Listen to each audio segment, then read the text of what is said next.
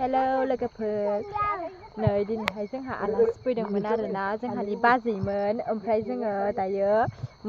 मोनाबायानो आरोना दा टाइमा खैथा जाखोथाय र' नायनि आङो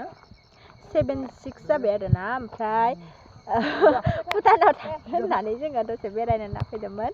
आधार कार्डसो लाबोदो बाजैमोनाबो ओमफ्राय आधार कार्ड लाबोनायनि थाखाय माने जोंखौ हाबनो होआसै आरोना पान कार्डसो नांगौ होन्दोंमोन खोमा ना हो हो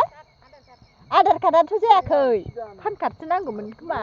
भटार कार्ड नांगौमोननो माने ओमफ्राय जायासै आरोना जोंना दा केन्सेल जाबाय ओमफ्राय जोङो दा बेखिनियावनो बेरायबाय थानोसै बेखिनियावनो बेरायनोसै फटक लाबाय मोननैसो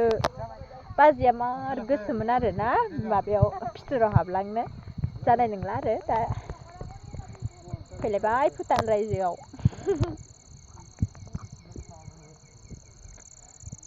नायलांदो लोगोफोर बेखौनो आङोनि ओरैनो ससे ब्लगखौनो लाबोनो हाला लोगोफोर